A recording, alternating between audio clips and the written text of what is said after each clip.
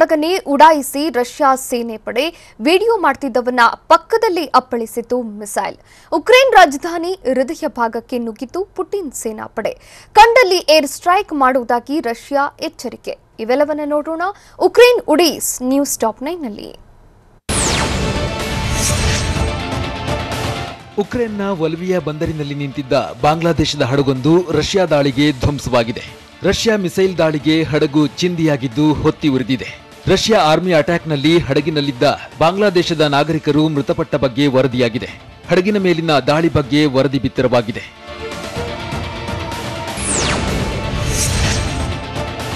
Ukraine ದೇಶದ ನಗರವೊಂದರ ಕಟ್ಟಡದಲ್ಲಿ video ಮಾಡ್ತಿದ್ದ ವ್ಯಕ್ತಿಯ ಮೇಲೆಯೇ ಮಿಸೈಲ್ ಒಂದು ನುಗ್ಗಿ ಬಂದು ಬಿದ್ದಿದೆ. ದೃಶ್ಯ ಚಿತ್ರೀಕರಿಸುತ್ತಾ ವ್ಯಕ್ತಿಯೊಬ್ಬ ಮಾತನಾಡುತ್ತಿರುವಾಗಲೇ ಆಗಸದಿಂದ ನುಗ್ಗಿ ಬಂದ ಮಿಸೈಲ್ ಕಟ್ಟಡಕ್ಕೆ ಅಪ್ಪಳಿಸಿದೆ. ಆದರೆ ವಿಡಿಯೋ ಮಾಡ್ತಿದ್ದ ವ್ಯಕ್ತಿ ಕೂದಲೆಳೆ ಅಂತರದಿಂದ ಪ್ರಾಣಾಪಾಯದಿಂದ ಬಚಾವಾಗಿದ್ದಾನೆ. ಉಕ್ರೇನ್ ಪರಿಸ್ಥಿತಿ ಸದ್ಯ ಹೇಗೆಲ್ಲ ಇದೆ ಎನ್ನೋ ಬಗ್ಗೆ ವ್ಯಕ್ತಿ ವಿಡಿಯೋ ಮಾಡ್ತಾ ವಿವರಿಸ್ತಾ ಇದ್ದ.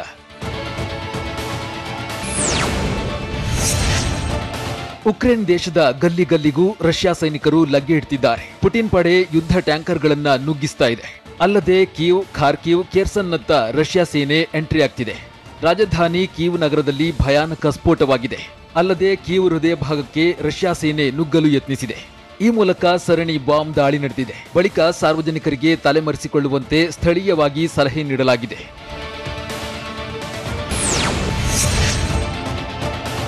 ಉಕ್ರೇನ್ನ ರಾಜಧಾನಿ ಕೀವ್ ಸೇರಿದಂತೆ ಹಲವೆಡೆ ಏರ್ ಸ್ಟ್ರೈಕ್ ಮಾಡುವುದಾಗಿ ರಷ್ಯಾ ವಾರ್ನಿಂಗ್ ಮಾಡಿದೆ. ರಷ್ಯಾದ ಅಸಲಿ ಆರ್ಭಟ ಶುರುವಾಗುತ್ತಾ ಎನ್ನುವ ಪ್ರಶ್ನೆ ಮೂಡಿದೆ. ಇಷ್ಟು ದಿನ ಭೂಸೇನೆಯನ್ನ ಬಳಸಿ ಆಪರೇಷನ್ ಮಾಡಿದ್ದ ರಷ್ಯಾ ಇದೀಗ ವಾಯುಪಡೆ ಬಳಸಲು ರೆಡಿಯಾಗಿದೆ. ಕೀವ್ ಸೇರಿದಂತೆ ಪ್ರಮುಖ ನಗರಗಳ ಮೇಲೆ ವಾಯುದಾಳಿ ಮಾಡುವುದಾಗಿ ಎಚ್ಚರಿಸಿದೆ. ಹೀಗಾಗಿ ಉಕ್ರೇನ್ ನಾಗರಿಕರು ಮನೆಯಿಂದ ಹೊರಬರದಂತೆ ಸೂಚನೆ ನೀಡಲಾಗಿದೆ.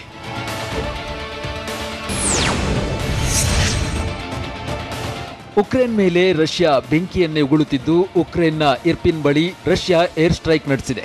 ಅಲ್ಲದೆ ಕಟ್ಟಡದ ಪಕ್ಕದಲ್ಲೇ ಮಿಸೈಲ್ ಉಡಾಯಿಸಿ ಬ್ಲಾಸ್ಟ್ ಮಾಡಿದೆ. ಈ ವೇಳೆ ಮಿಸೈಲ್ ದಾಳಿಯಿಂದಾಗಿ ಬೆಂಕಿ ಮುಗಿಲೆತ್ತರಕ್ಕೆ ಚಿಮ್ಮಿದೆ. ಸಾಕಷ್ಟು ನಾಗರಿಕರು ಭಯದಿಂದಾಗಿ ವಿವಿಧೆಡೆ ಅಡಗಿ ತಮ್ಮ ಪ್ರಾಣವನ್ನ ಕಾಪಾಡಿಕೊಂಡಿದ್ದಾರೆ. ಉಕ್ರೇನ್ ದೇಶದಲ್ಲಿ ರಷ್ಯಾ ಸೇನೆ ಆರ್ಭಟಿಸ್ತಾ ಇದ್ದು ರಾಜಧಾನಿ ಕೀವ್ ನಗರದ ಸ್ಥಿತಿ ಅಯೋಮಯವಾಗಿದೆ. ಅಲ್ಲದೆ ಅಲ್ಲಿನ ಆಸ್ಪತ್ರೆಗಳ ದುಸ್ಥಿತಿಯೂ ಚಿಂತಾಜನಕವಾಗಿದೆ. ಹೀಗಾಗಿ ನೆಲಮಹಡಿಯಲ್ಲೇ ಹೆರಿಗೆ ಕೇಂದ್ರಗಳನ್ನ ತೆರೆಯಲಾಗಿದೆ. ನೆಲಮಹಡಿಯಲ್ಲಿ ತಾಯಂದಿರು, ನವಜಾತ ಶಿಶುಗಳನ್ನ ಕಾಪಾಡಲಾಗ್ತಿದೆ. ಯಾವುದೇ ಕ್ಷಣದಲ್ಲೂ ರಷ್ಯಾ ಮಿಸೈಲ್ ದಾಳಿ ಮಾಡಬಹುದು ಎಂಬುದನ್ನ ಅರಿತು ಉಕ್ರೇನ್ ಹೀಗೆ ವ್ಯವಸ್ಥೆ ಮಾಡಿದೆ.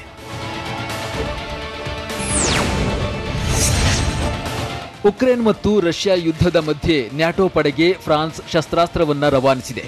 ಯುದ್ಧ ಟ್ಯಾಂಕರ್ ಸೇರಿ ಹಲವು ಶಸ್ತ್ರಾಸ್ತ್ರಗಳನ್ನ ಕಳುಹಿಸಿದೆ. ನ್ಯಾಟೋ ಪಡೆ ಯುದ್ಧದ ತಯಾರಿ ನಡೆಸಿದ್ದು ನ್ಯಾಟೋ ಮುಂದಿನ ನಡೆ ಮೇಲೆಯೇ ಜಗತ್ತಿನ ಕಣ್ಣು ನೆಟ್ಟಿದೆ. ಅಲ್ಲದೆ ನ್ಯಾಟೋ ಪಡೆ ರಷ್ಯಾ ವಿರುದ್ಧ ಮುಗಿಬೀಳುತ್ತಾ ಎನ್ನುವ ಪ್ರಶ್ನೆ ಪ್ರಪಂಚದ ಮುಂದಿದೆ. ರಷ್ಯಾ ಸೈನಿಕರ ಮಾರಣ ಹೋಮ ಮಾಡ್ತಿದೆ ಉಕ್ರೇನ್ ಸೇನಾಪಡೆ. ಈವರೆಗೆ ಭಾರತಕ್ಕೆ ವಾಪಸ್ಸಾದ ವಿದ್ಯಾರ್ಥಿಗಳು ಎಷ್ಟು? ನೀಟ್ ಪರೀಕ್ಷೆ ಬಗ್ಗೆ ಸಂಸದ ಪ್ರತಾಪ್ ಸಿಂಹ ಹೇಳಿದ್ದೇನು? ಇವೆಲ್ಲವನ್ನ ನೋಡೋಣ ರಷ್ಯಾ ಯುದ್ಧ ದಾಹ ನ್ಯೂಸ್ ಟಾಪ್ 9 ನಲ್ಲಿ.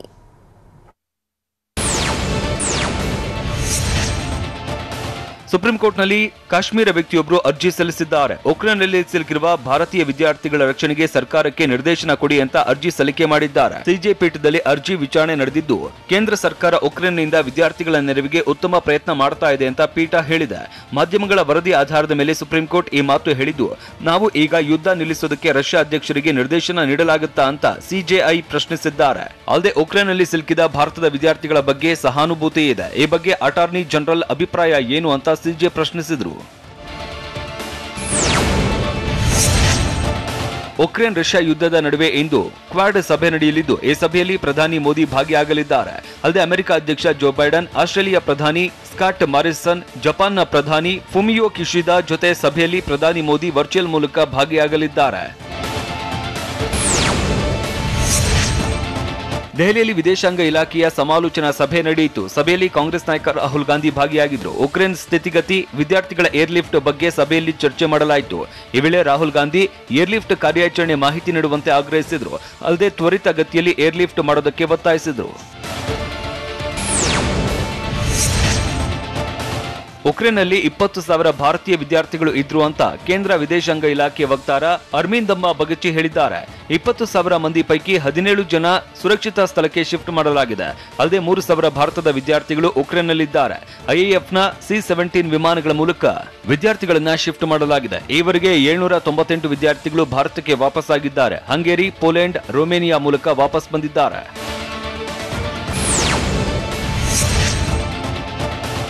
ಅಲ್ಲಿನ ಎಲ್ಲಾ ಭಾರತೀಯ ವಿದ್ಯಾರ್ಥಿಗಳ ರಕ್ಷಣಾ ಕಾರ್ಯ ವ್ಯವಸ್ಥಿತವಾಗಿ ಸಾಗಿದೆ ಅಂತ ಸಂಸದ ಪ್ರತಾಪ್ ಸಿಂಹ ಹೇಳಿದ್ದಾರೆ. ಮೈಸೂರಲ್ಲಿ ಮಾತನಾಡಿದ ಪ್ರತಾಪ್ ಸಿಂಹ, ನ್ಯಾಯಾಲಯದ ಆದೇಶಕ್ಕೆ ಅನುಗುಣವಾಗಿ ನೀಟ್ ತರಲಾಗಿದೆ. 138 ಕೋಟಿ ಜನಸಂಖ್ಯೆ ದೇಶಕ್ಕೆ 1.5 ಲಕ್ಷ ಮೆಡಿಕಲ್ ಸೀಟ್ ಇದೆ. ಇದರಿಂದ ಪೈಪೋಟಿ ಹೆಚ್ಚಾಗಿದೆ ಅಂತ ಹೇಳಿದ್ರು. ಅಲ್ಲದೆ ಪ್ರತಿ ಜಿಲ್ಲೆಯಲ್ಲೂ ಮೆಡಿಕಲ್ ಕಾಲೇಜು ಬರಬೇಕು, ಆಗ ಮಾತ್ರ ಸೀಟ್ ಹೆಚ್ಚಾಗುತ್ತೆ, ಎಲ್ಲರಿಗೂ ಅವಕಾಶ ಸಿಗುತ್ತೆ ಎಂದಿದ್ದಾರೆ.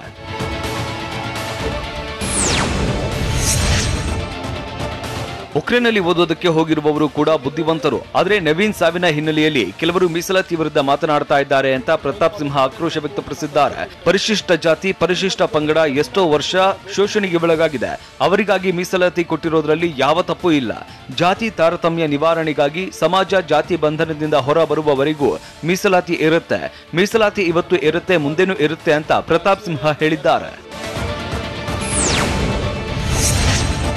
ಉಕ್ರೇನ್ನಿಂದ ಎಲ್ಲರನ್ನೂ ಸುರಕ್ಷಿತವಾಗಿ ಕರೆತರುವ ಕೆಲಸ ಮಾಡ್ತೇವೆ ಅಂತ ಸಚಿವ ವಿ ಸುನಿಲ್ ಕುಮಾರ್ ಹೇಳಿದ್ದಾರೆ. ಬೆಂಗಳೂರಲ್ಲಿ ಮಾತನಾಡಿರುವ ಸುನಿಲ್ ಕುಮಾರ್, ಯುದ್ಧ ನೆಲದಿಂದ ಸುರಕ್ಷಿತವಾಗಿ ಕರೆತರೋದು ಸುಲಭ ಅಲ್ಲ. ಕೇಂದ್ರ ಸರ್ಕಾರ ವಿದ್ಯಾರ್ಥಿಗಳನ್ನ ಸುರಕ್ಷಿತವಾಗಿ ಕರೆತರ್ತಾ ಇದೆ. ಯುದ್ಧದ ಸಮಯದಲ್ಲಿ ವಿಪಕ್ಷಗಳು ಸರ್ಕಾರದ ಜೊತೆ ನಿಲ್ಲಬೇಕು. ಸಿದ್ದರಾಮಯ್ಯ ಇತರರು ರಾಜಕಾರಣ ಮಾಡೋದು ತಪ್ಪು. ಯುದ್ಧದ ದಾಳಿಯಿಂದ ರಾಜ್ಯದ ವಿದ್ಯಾರ್ಥಿ ಸಾವು ಆಯಿತು. ಇನ್ಮೇಲೆ ಸಾವು ನೋವು ಆಗದಂತೆ ಕೇಂದ್ರ ಎಚ್ಚರಿಕೆ ವಹಿಸಿದೆ ಅಂತ ಹೇಳಿದ್ದಾರೆ. ಯಾರದ್ದೋ ಮನೆಯ ಗಂಟು ತಂದು ಅವರಿಗೆ ಕೊಡ್ತಾ ಇದ್ದೇವೆ ಅನ್ನುವ ರೀತಿಯಲ್ಲಿ ಮಾತನಾಡಬೇಡಿ. ಶೋಷಣೆಗೆ ಒಳಗಾದ ಸಹೋದರರಿಗೆ ಮೀಸಲಾತಿ ಕೊಟ್ಟಿದ್ದೇವೆ, ಇದರಲ್ಲಿ ತಪ್ಪು ಏನಿದೆ ಅಂತಲೂ ಪ್ರತಾಪ್ ಸಿಂಹ ಪ್ರಶ್ನಿಸಿದ್ದಾರೆ. ಮೈಸೂರಲ್ಲಿ ಮಾತನಾಡಿದ ಪ್ರತಾಪ್ ಸಿಂಹ, ಮೀಸಲಾತಿ ಪಡೆದು ಮುಂದೆ ಬಂದ ನಾಯಕರು ತಮ್ಮ ಮನೆಯವರಿಗೂ ಮೀಸಲಾತಿ ಬೇಕಾ ಬೇಡವಾ ಅನ್ನೋದನ್ನ ನಿರ್ಧರಿಸಬೇಕು. ಅವರದ್ದೇ ಸಮಾಜದ ಉಳಿದವರಿಗೆ ಸಿಗುವ ಹೃದಯ ವೈಶಾಲ್ಯತೆ ತೋರಬೇಕು ಎಂದಿದ್ದಾರೆ. ದಿನ ಕಳೆದಂತೆ ಹೆಚ್ಚಾಗ್ತಿದೆ ಯುದ್ಧದಾಹಿ ರಷ್ಯಾ ರಣಾರ್ಭಟ. ರೈಲ್ವೆ ಸ್ಟೇಷನ್, ಶಾಲೆ, ಅಪಾರ್ಟ್ಮೆಂಟ್ಗಳ ಮೇಲೆ ಮಿಸೈಲ್ ದಾಳಿ. ಅಕ್ಷರಶಃ ಸ್ಮಶಾನದಂತಾಗಿದೆ ಉಕ್ರೇನ್ ಯುದ್ಧ ಭೂಮಿ. ಇವೆಲ್ಲವನ್ನ ನೋಡೋಣ ರಷ್ಯಾ ರೋಷಾವೇಶ ನ್ಯೂಸ್ ಟಾಪ್ 9ನಲ್ಲಿ. ರಷ್ಯಾ ಅಧ್ಯಕ್ಷ ವ್ಲಾದಿಮಿರ್ ಪುಟಿನ್ ಯುದ್ಧದಾಹ 7ನೇ ದಿನ ಕಳೆದರೂ ತಗ್ಗದಾಗಿದ್ದು, ರಷ್ಯಾ ಸೇನೆ ವಸತಿ ಪ್ರದೇಶ ಗುರಿಯಾಗಿಸಿ ಅಟ್ಯಾಕ್ ಮಾಡ್ತಾ ಇದೆ.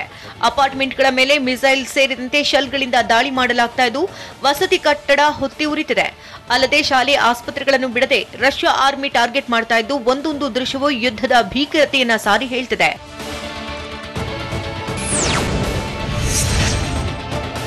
ರಷ್ಯಾ ನಿರಂತರವಾಗಿ ದಾಳಿ ಮಾಡ್ತಾ ಇದ್ರು ಉಕ್ರೇನ್ ಅಧ್ಯಕ್ಷ ಝೆಲೆನ್ಸ್ಕಿ ಆತ್ಮವಿಶ್ವಾಸ ಕುಗ್ಗಿಲ್ಲ.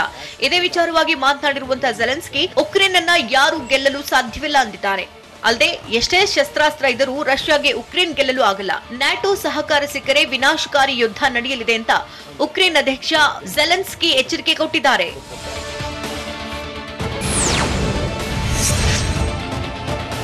ಇನ್ನು ಉಕ್ರೇನ್ ಯುದ್ಧ ಭೂಮಿಯಲ್ಲಿ ರಷ್ಯಾ ಸೇನಾಪಡೆ ಅಕ್ಷರಶಃ ರಣಕೇಕೆ ಹಾಕ್ತಾ ಇದೆ. ಕಂಡಲ್ಲೇ ಭಯಾನಕ ದಾಳಿ ಮಾಡ್ತಾ ಇದೆ. ರಾಕೆಟ್, ಮಿಸೈಲ್, ಗುಂಡಿನ ಸುರಿಮಳೆಗೈದು ಒಂದೊಂದೇ ಸಿಟಿಯನ್ನ ಕಬ್ಜಾ ಮಾಡಿಕೊಳ್ತಿದೆ. ಈಗ ಉಕ್ರೇನ್ನ ಖೆರ್ಸನ್ ನಗರವನ್ನ ರಷ್ಯಾ ವಶಪಡಿಸಿಕೊಂಡಿದೆ. ನಿರಂತರವಾಗಿ ದಾಳಿ ಮಾಡಿ ಖೆರ್ಸನ್ ಸಿಟಿಯನ್ನ ರಷ್ಯಾ ಸೇನೆ ತನ್ನ ತೆಕ್ಕೆಗೆ ತೆಗೆದುಕೊಂಡಿದೆ. ಈ ಬಗ್ಗೆ ಸ್ವತಃ ಉಕ್ರೇನ್ ಸ್ಪಷ್ಟಪಡಿಸಿದೆ.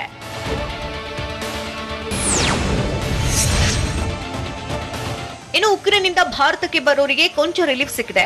ಉಕ್ರೇನ್ನಿಂದ ನಾಯಿ, ಬೆಕ್ಕುಗಳನ್ನ ತರಲು ಅವಕಾಶ ನೀಡಿದೆ. ನಿಯಮ ಸಡಿಲಿಕೆ ಮಾಡಿರುವ ಕೇಂದ್ರ ಸರ್ಕಾರ ನಾಯಿ, ಬೆಕ್ಕುಗಳ ಆರೋಗ್ಯ ಪರೀಕ್ಷಿಸಿ ಅವುಗಳನ್ನು ತರಲು ಅನುಮತಿ ಕೊಟ್ಟಿದೆ. ಈ ಬಗ್ಗೆ ಕೇಂದ್ರ ಸರ್ಕಾರ ಆದೇಶ ಹೊರಡಿಸಿದೆ. ಇದಕ್ಕೂ ಮೊದಲು ಕೆಲವರು ತಮ್ಮ ಪೆಟ್ಗಳನ್ನ ಬಿಟ್ಟು ಬರಲು ಹಿಂದೇಟು ಹಾಕಿದ್ರು. ಉಕ್ರೇನ್ ಮತ್ತು ರಷ್ಯಾ ಯುದ್ಧದ ಕಾರ್ಮೋಡದ ಮಧ್ಯೆ ಉಕ್ರೇನ್ನಲ್ಲಿ ಭಾರತೀಯರು ಒತ್ತೆಯಾಳಾದ್ರ ಅನ್ನೋ ಪ್ರಶ್ನೆ ಮೂಡಿದೆ. ಭಾರತೀಯರನ್ನ ರಷ್ಯಾ ಸೇನೆ ಒತ್ತೆಯಾಳುಗಳನ್ನಾಗಿ ಮಾಡಿಕೊಂಡಿದೆ ಅಂತ ಉಕ್ರೇನ್ ಆರೋಪ ಮಾಡ್ತಿದೆ. ಆದರೆ ರಷ್ಯಾ ಕೂಡ ಭಾರತೀಯರನ್ನ ಉಕ್ರೇನ್ ಸೇನೆ ಒತ್ತೆಯಾಳುಗಳನ್ನಾಗಿ ಇರಿಸಿಕೊಂಡಿದೆ ಅಂತ ಹೇಳಿದೆ. ಭಾರತೀಯರನ್ನ ಮಾನವ ಗುರಾಣಿಯಾಗಿ ಬಳಸಿಕೊಳ್ಳಲು ಉಕ್ರೇನ್ ಯತ್ನಿಸುತ್ತಿದೆ ಅಂತ ಗಂಭೀರ ಆರೋಪ ಮಾಡಿದೆ.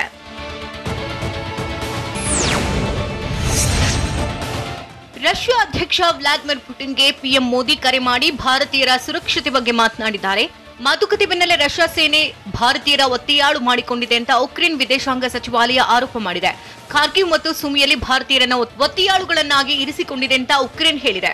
ಆದ್ರೆ ಪಿಎಂ ಮೋದಿ ಕರೆ ಮಾಡಿದಾಗ ಭಾರತೀಯರನ್ನ ಉಕ್ರೇನ್ ಒತ್ತೆಯಾಳು ಮಾಡಿಕೊಂಡಿದೆ ಅಂತ ರಷ್ಯಾ ಆರೋಪ ಮಾಡಿದೆ. ಈ ಬಗ್ಗೆ ಪ್ರತಿಕ್ರಿಯೆ ನೀಡಿರುವಂತಹ ಭಾರತದ ಯಾರೊಬ್ಬರೂ ಒತ್ತೆಯಾಳಾಗಿಲ್ಲ ಅಂತ ಸ್ಪಷ್ಟನೆ ನೀಡಿದೆ. ಉಕ್ರೇನ್ನಲ್ಲಿ ಮೃತಪಟ್ಟ ಕನ್ನಡಿಗ ನವೀನ್ ಮನೆಯಲ್ಲಿ ನೀರವ ಮೌನ, ತಂದೆ ತಾಯಿ ಕಣ್ಣೀರು. ನೋವಿನ ಮಧ್ಯೆಯೇ ಇಂದು 3ನೇ ದಿನದ ಕಾರ್ಯ. ಹಾವೇರಿಯ ಇನ್ನೂ 2 ಕುಟುಂಬಗಳಲ್ಲಿ ಹೆಚ್ಚಿದ ಆತಂಕ. ಇವೆಲ್ಲವನ್ನ ನೋಡೋಣ. ಸಾವಿನ ನೋವು ನ್ಯೂಸ್ ಟಾಪ್ 9ನಲ್ಲಿ. ರಷ್ಯಾ ಉಕ್ರೇನ್ ಮಧ್ಯೆ ನಡೀತಾ ಇರುವಂತಹ ಕಾಳಗದ ಎಫೆಕ್ಟ್ ಕರುನಾಡಿಗೂ ತಟ್ಟಿದೆ. ಅಕ್ಕಪಕ್ಕದ ರಾಷ್ಟ್ರಗಳ ನಡುವಿನ ಈ ಸಂಗ್ರಾಮ ವಿಶ್ವವನ್ನೇ ತಲ್ಲಣ ಮಾಡಿದೆ. ಅವರ ಯುದ್ಧದ ಹಕ್ಕೆ ಬಲಿಯಾಗಿರುವಂತಹ ಕನ್ನಡಿಗನ ಕುಟುಂಬದಲ್ಲಿ ಬರೀ ಕಣ್ಣೀರು ಕಾಣ್ತಿದೆ. ಹಾವೇರಿಯ ನವೀನ್ ಮನೆಯಲ್ಲಿ ನೀರವ ಮೌನ ಆವರಿಸಿದೆ. ಡಾಕ್ಟರ್ ಆಗಬೇಕಾಗಿದ್ದಂತಹ ಮಗನನ್ನ ಕಳ್ಕೊಂಡಂತಹ ಕುಟುಂಬ ಕಣ್ಣೀರಿನಲ್ಲಿ ಕೈ ತೊಳೆದಿದೆ.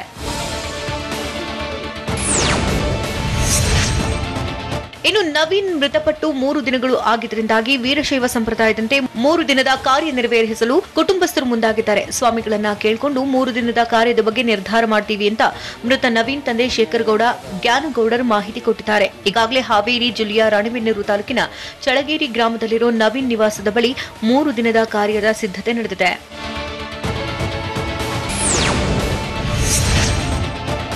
ನವೀನ್ ಸಾವು ನೆನೆದು ಹೆತ್ತಮ್ಮ ವಿಜಯಲಕ್ಷ್ಮಿ ಮಮ್ಮಲ ಮರುಗುತ್ತಿದ್ದಾರೆ. ನನ್ನ ಮಗ ನವೀನ್ ಸದಾ ನಸುನಗ್ತಾ ಇದ್ದ. 6 ತಿಂಗಳ ಹಿಂದೆಯಷ್ಟೇ ಮನೆಗೆ ಬಂದು ಹೋಗಿದ್ದ. ನಮಗೆ ಆಸ್ತಿ ಇಲ್ಲ, ನಾವು ಬಡವರು, 2 ಮಕ್ಕಳೇ ಆಸ್ತಿ. ನನ್ನ 2 ಕಣ್ಣುಗಳಲ್ಲಿ 1 ಕಣ್ಣು ಕಳ್ಕೊಂಡಿದ್ದೇನೆ ಅಂತ ನೋವು ತೋಡ್ಕೊಂಡ್ರು. ಅಲ್ಲದೆ ಜಾತಿ ಮೀಸಲಾತಿ ಕಾರಣಕ್ಕೆ ಮೆಡಿಕಲ್ ಸೀಟು ಕೈತಪ್ಪಿತು. ಸ್ವಲ್ಪದರಲ್ಲೇ ಸರ್ಕಾರಿ ಕೋಟದ ಮೆಡಿಕಲ್ ಸೀಟು ಕೈತಪ್ಪಿತು. ನಮಗೆ ಕೋಟಿ ಕೋಟಿ ಖರ್ಚು ಮಾಡಿ ಕಲಿಸುವ ಶಕ್ತಿ ಇಲ್ಲ. ಆದಷ್ಟು ಬೇಗ ಮಗನ ಪಾರ್ಥಿವ ಶರೀರ ತಂದುಕೊಡ್ಬೇಕು ಅಂತ ವಿಜಯಲಕ್ಷ್ಮಿ ಮನವಿ ಮಾಡಿದ್ರು.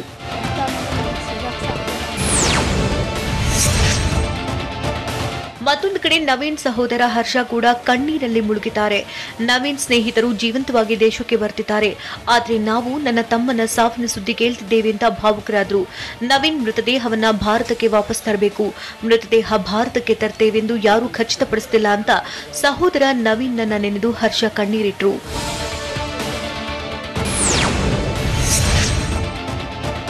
ಈ ನಡುವೆ ಚಳಗೇರಿಯ ನವೀನ್ ನಿವಾಸಕ್ಕೆ ಗಣ್ಯರು ಭೇಟಿ ನೀಡಿದ್ರು.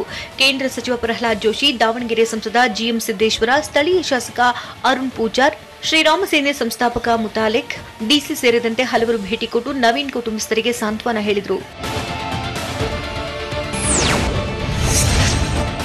ಒಂದು ಕುಟುಂಬ ನವೀನ್ ಶವಕ್ಕಾಗಿ ಕಾಯ್ದು ಕುಳಿತರೆ ಇನ್ನೆರಡು ಕುಟುಂಬಗಳು ತಮ್ಮ ಮಕ್ಕಳು ಮನೆಗೆ ಮರಳಲೆಂದು ಆತಂಕದಲ್ಲಿ ದಿನ ದೂಡ್ತಿವೆ. ಹಾವೇರಿ ಜಿಲ್ಲೆಯ ರಾಣಿಬೆನ್ನೂರು ತಾಲೂಕಿನ ಚಳ್ಳಗೆರೆ ಗ್ರಾಮದ ಅಮಿತ್ ಹಾಗೂ ಸುಮಂತ್ ಎಂಬ 2 ವಿದ್ಯಾರ್ಥಿಗಳ ಕುಟುಂಬಸ್ಥರಲ್ಲಿ ಆತಂಕ ಮನೆ ಮಾಡಿದೆ. ವಿದ್ಯಾರ್ಥಿಗಳು ರಾತ್ರಿ ಇಡೀ ನಡೆದುಕೊಂಡು ರಷ್ಯಾದ ಗಡಿ ಹತ್ತಿರ ಬಂದಿದ್ದಾರೆ. ಅಲ್ಲಿಂದಲೇ ತಮ್ಮ ಮಕ್ಕಳನ್ನ ಕರೆತನ್ನಿ ಅಂತ ಮನವಿ ಮಾಡಿದ್ದಾರೆ.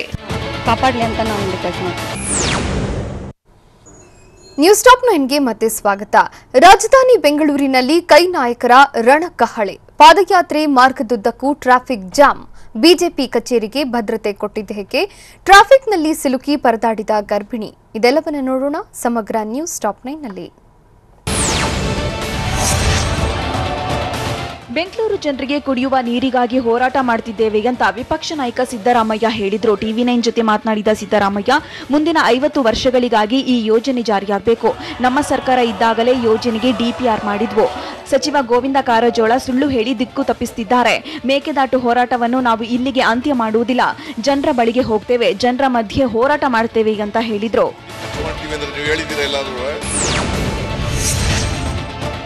ಇಂದು ನಮ್ಮ ಹೋರಾಟ ಕೇವಲ ಸಾಂಕೇತಿಕ ಅಂತ್ಯ ಮಾತ್ರ ಅಂತ ಕೆಪಿಸಿಸಿ ಅಧ್ಯಕ್ಷ ಡಿಕೆ ಶಿವಕುಮಾರ್ ಹೇಳಿದ್ದಾರೆ. ಟಿವಿ9 ಜೊತೆ ಮಾತನಾಡಿದ ಡಿಕೆಶಿ, ಯಾರು ಎಷ್ಟೇ ತಡೆದ್ರೂ ಮುಂದಿಟ್ಟ ಹೆಜ್ಜೆ ಹಿಂದಿಡುವುದಿಲ್ಲ ಅಂದಿದ್ದಾರೆ. ಅಲ್ಲದೆ ಮೇಕೆದಾಟು ಯೋಜನೆ ಜಾರಿಗೆ ಹೋರಾಟ ಮುಂದುವರಿಯುತ್ತೆ. ಕಾಂಗ್ರೆಸ್ ಪಾದಯಾತ್ರೆ ಕಂಡು ಬಿಜೆಪಿ ನಾಯಕರಿಗೆ ಹೊಟ್ಟೆ ಕಿಚ್ಚಿಗೆ ಮದ್ದಿಲ್ಲ, ನಾವು ಏನು ಮಾಡಲು ಆಗುವುದಿಲ್ಲ ಅಂತ ವ್ಯಂಗ್ಯವಾಡಿದ್ದಾರೆ.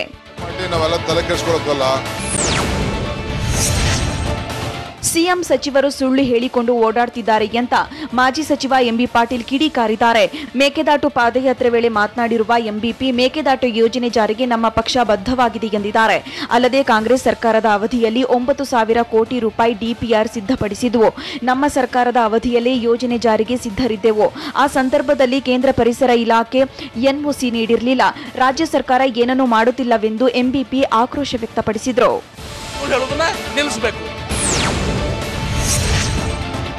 ಮೇಕೆದಾಟು ಪಾದಯಾತ್ರೆ ಹಿನ್ನೆಲೆಯಲ್ಲಿ ಬೆಂಗಳೂರಿನ ಹಲವೆಡೆ ಟ್ರಾಫಿಕ್ ಜಾಮ್ ಉಂಟಾಗಿತ್ತು. Anandrao circle, race course circle, Chalukya circle, railway parallel road ಸೇರಿದಂತೆ ಹಲವೆಡೆ ಟ್ರಾಫಿಕ್ ಜಾಮ್ ಉಂಟಾಗಿದ್ದು ಟ್ರಾಫಿಕ್ನಲ್ಲಿ ಸಿಲುಕಿ ವಾಹನ ಸವಾರರು ಪರದಾಡಿದ್ರು.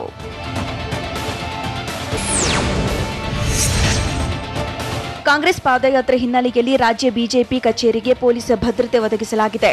ಮಲ್ಲೇಶ್ವರಂ ವಿಧಾನಸಭಾ ಕ್ಷೇತ್ರದಲ್ಲಿ ಪಾದಯಾತ್ರೆ ಸಾಗಿದ್ರಿಂದ ರಾಜ್ಯ ಬಿಜೆಪಿ ಕಚೇರಿಗೆ ಪೊಲೀಸ್ ಭದ್ರತೆ ನೀಡಲಾಗಿದೆ. ಬಿಜೆಪಿ ಕಚೇರಿ ಮುಂದೆ ಬ್ಯಾರಿಕೇಡ್ ಅಳವಡಿಸಿ ಸಂಚಾರ ನಿರ್ಬಂಧ ವಿಧಿಸಲಾಗಿದೆ. ಮುಂಜಾಗ್ರತಾ ಕ್ರಮವಾಗಿ ಪೊಲೀಸರು ಕ್ರಮ ಕೈಗೊಂಡಿದ್ದಾರೆ.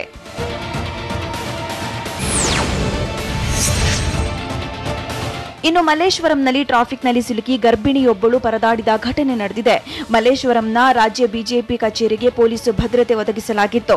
ಈ ವೇಳೆ ಟ್ರಾಫಿಕ್ ಜಾಮ್ ಉಂಟಾಗಿದ್ದರಿಂದ ಗರ್ಭಿಣಿ ಸಿಲುಕಿ ಪರದಾಡಿದ್ರು. ಈ ವೇಳೆ ಬ್ಯಾರಿಕೇಡ್ ತೆಗೆದು ಗರ್ಭಿಣಿ ಇದ್ದ ವಾಹನ ತೆರಳಲು ಅವಕಾಶ ನೀಡಲಾಯಿತು. ಕಾಂಗ್ರೆಸ್ನ ಯುವ ಘಟಕದ ರಾಷ್ಟ್ರೀಯ ಅಧ್ಯಕ್ಷ ಶ್ರೀನಿವಾಸ್ ಪೊಲೀಸರಿಗೆ ಹೇಳಿ ಬ್ಯಾರಿಕೇಡ್ಗಳನ್ನ ತೆಗೆಸಿ ದಾರಿ ಮಾಡಿಕೊಟ್ರು.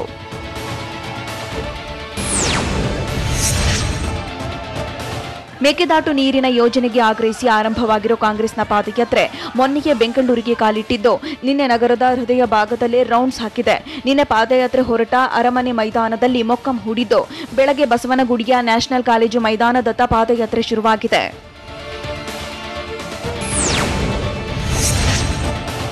ಬೆಳಗ್ಗೆ 10 ಗಂಟೆಗಿಂದ ಅರಮನೆ ಮೈದಾನದಿಂದ ಶುರುವಾಗಿರುವ ಕಾಂಗ್ರೆಸ್ ಪಾದಯಾತ್ರೆ ಬಸವನಗುಡಿ ತಲುಪಿದೆ.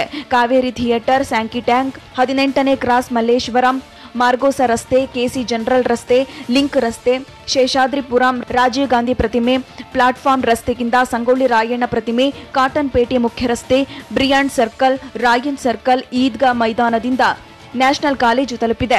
ಅಲ್ಲಿ ಬೃಹತ್ ಸಮಾವೇಶ ಮಾಡಿ ಘಟಾನುಘಟಿ ನಾಯಕರು ಭಾಷಣ ಮಾಡಲಿದ್ದಾರೆ. ಈಗಾಗಲೇ ವೇದಿಕೆಯು ಸಿದ್ಧಗೊಂಡಿದೆ.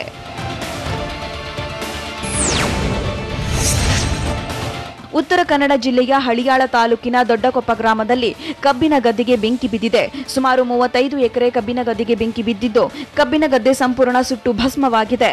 ಗಾಳಿ ರಭಸಕ್ಕೆ ಒಂದು ಗದ್ದೆಯಿಂದ ಮತ್ತೊಂದು ಗದ್ದೆಗೆ ಬೆಂಕಿ ವ್ಯಾಪಿಸಿದ್ದು ಅಂದಾಜು 70 ಲಕ್ಷ ರೂಪಾಯಿ ಮೌಲ್ಯದ ಕಬ್ಬು ನಾಶವಾಗಿದೆ. ಸ್ಥಳಕ್ಕೆ ಬಂದ ಅಗ್ನಿಶಾಮಕ ಸಿಬ್ಬಂದಿ ಬೆಂಕಿ ನಂದಿಸುವಲ್ಲಿ ಯಶಸ್ವಿಯಾದ್ರು. ಸೂಕ್ತ ಪರಿಹಾರ ನೀಡುವಂತೆ ರೈತರು ಒತ್ತಾಯಿಸಿದ್ದಾರೆ.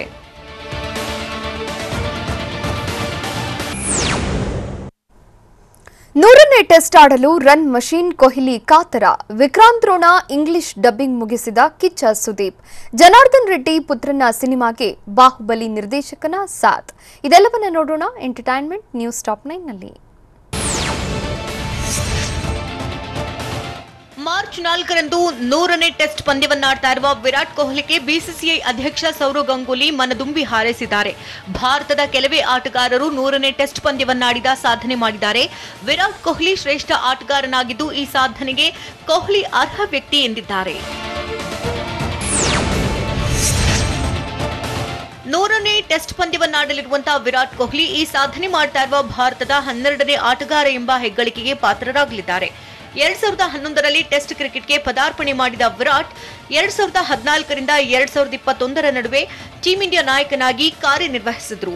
ಕೊಹ್ಲಿ 99 ಟೆಸ್ಟ್ ಪಂದ್ಯಗಳಲ್ಲಿ 27 ಶತಕ ಮತ್ತು 28 ಅರ್ಧಶತಕಗಳೊಂದಿಗೆ 7,962 ರನ್ ಗಳಿಸಿದ್ದಾರೆ.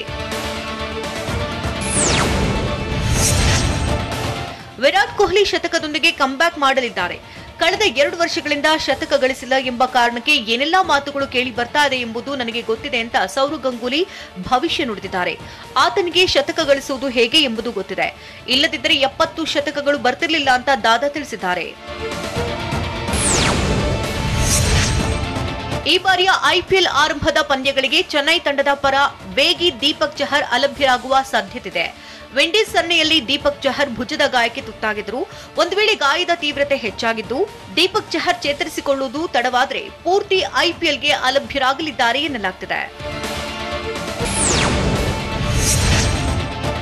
ವಿರಾಟ್ ಕೊಹ್ಲಿ ನಾಯಕನಾಗಿದ್ದಾಗ ಮೊಹಮ್ಮದ್ ಸಿರಾಜ್ಗೆ ಸಿಕ್ಕಂತಹ ಬೆಂಬಲ ಆವೇಶ್ ಖಾನ್ಗೂ ಸಿಗಬೇಕು ಅಂತ ಮಾಜಿ ವೇಗಿ ಇರ್ಫಾನ್ ಪಠಾಣ್ ಅಭಿಪ್ರಾಯಪಟ್ಟಿದ್ದಾರೆ. ನಾಯಕನ ಬೆಂಬಲ ಮತ್ತು ತಂಡದ ಬೆಂಬಲ ಆವೇಶ್ಗೂ ಸಿಗಬೇಕು, ಯಾಕಂದ್ರೆ ಆ ಪ್ರತಿಭೆ ಆತನಲ್ಲಿದೆ ಅಂತ ಇರ್ಫಾನ್ ಪಠಾಣ್ ಹೇಳಿದ್ದಾರೆ.